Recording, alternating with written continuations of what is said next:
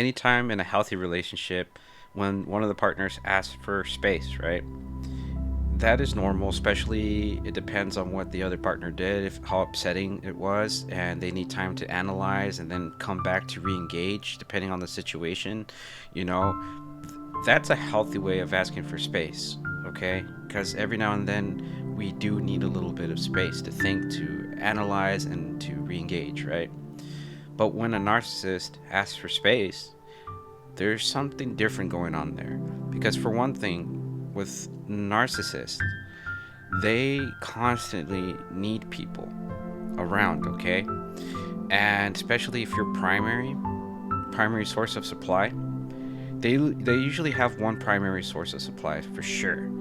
But when they're asking for space, it's because they're most likely going to engage in something that they're not supposed to, okay? And it could be a lot of things. It could be like gambling, their drug addiction, their alcoholism. They're gonna go on a drinking binge, and probably sex, probably prostitutes, anything like anything that they're not supposed to be doing. They're gonna be doing. But the main reason, especially if they have no drug or alcohol addiction and gambling addiction and all that, what they're doing, the main reason why they ask for space is because they're already grooming a new supply. And this was happening way long before you even knew, when they were talking to this new person, okay? And you got to remember, with a narcissist, they constantly need attention. They constantly need narcissistic supply. So do you really think they're going to spend days or a week or even more alone reflecting? No. They cannot self-reflect. They're just basically jumping into or wanting to test a new relationship. All right? That's why they keep you hanging, because in case that don't work out, they can come back. And that's why they make it seem like you're the problem. That's why they make it seem like you're the one instigating the fight, and now they have to run off. And here's one thing that they do: they start creating fights, so that way they can go away and do whatever they want to do. And so pay attention how cold they become during this time, because they're pushing you away. Because remember, they always need supply. So if they're pushing the primary source of supply away, they're working on another one or a couple of others. Okay? They're testing the playground here, and this is what they do. And so imagine them being alone. Like, a narcissist cannot be alone. And so pay attention. They'll start creating fights. A lot of them, okay? And then from there, it's usually the other person fighting for that person to stay, but then they're becoming cold. It's because they're getting that supply elsewhere. They're getting that attention elsewhere. And it's also a win-win situation for a narcissist, or so they think, right? So in this situation, they're seeking out new supply, and it's fresh for them, They're excited about this because they're testing out the playground, so to speak.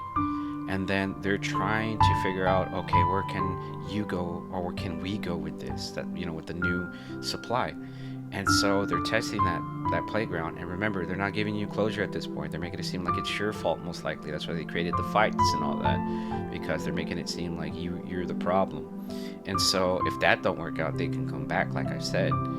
So that's why they leave you hanging. And also too, they're punishing you, all right, for why the relationship didn't work out and stuff like that, why they need to go elsewhere. They're punishing you. So they're not telling you answers. They're not telling you where they're going, most likely.